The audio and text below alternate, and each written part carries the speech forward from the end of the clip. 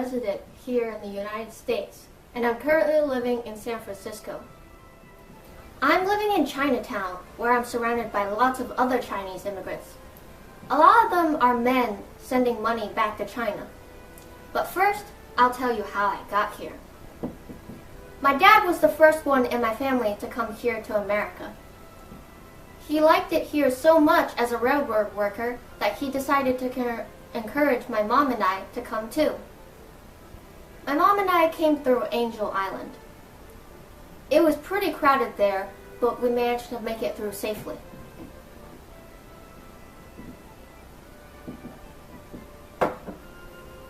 Oh, that was boiled water. A lot of Americans don't like the drink, but I think it's okay. So anyways, where was I? Okay, so after we came here through Angel Island, our plan was to gain citizenship here in America, with occasional visits back to China to visit my grandparents and extended family. However, that plan was destroyed by the Chinese Exclusion Act of 1882. That stopped us from getting citizenship here. Also, it meant we couldn't go back to visit our family in China. But it's not so bad here. My mom and I are working in a factory here, but some of the other workers don't like us. My mom tells me to stay away from them. They say we're stealing their jobs. In fact, there was a riot right here in San Francisco in 1877 because some workers thought that we were stealing their jobs. Anyways, the Chinese aren't the only ones being discriminated against. The Japanese have it pretty hard too. This gentleman's agreement is practically stopping Japanese immigration.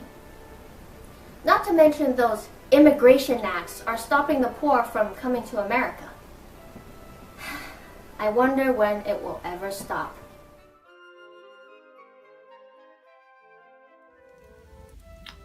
Tell me what your name is and how old you are.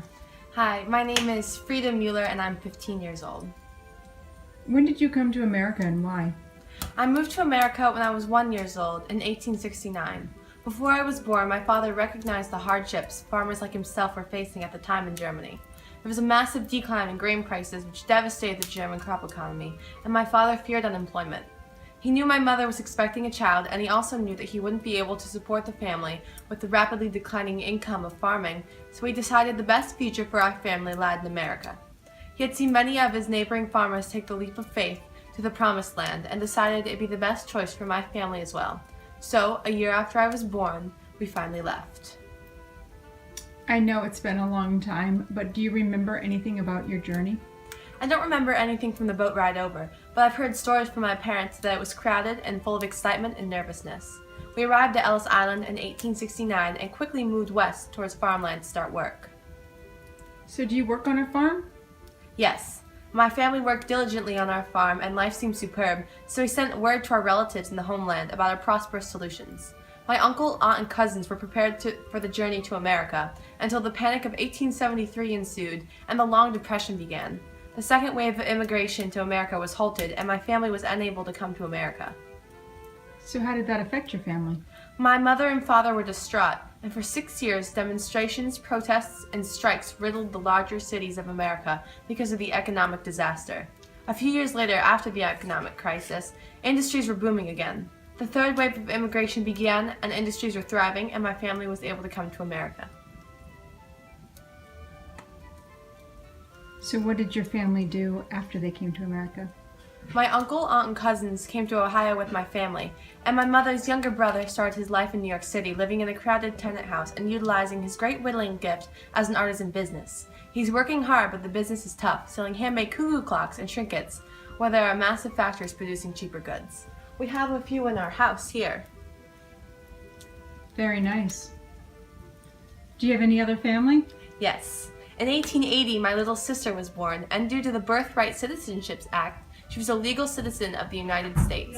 It is now 1884, and my family lives in a developed German community in a small town in Ohio. We are able to make a profit farming, practice our religion, and maintain our German culture in our current American lives.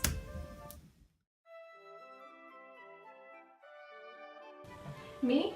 I've been born and raised in America. same as my parents and theirs before them, a true native.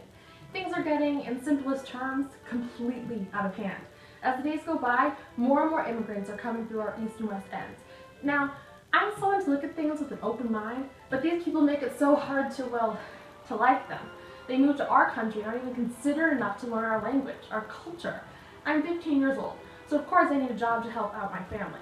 Right now, I'm in the clothing industry, but all these people are doing is taking jobs away from us, the people native to this country. Can you believe that?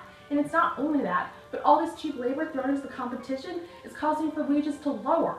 So essentially, not only are we being intruded upon by foreigners, but us hardworking native citizens are losing money because of it.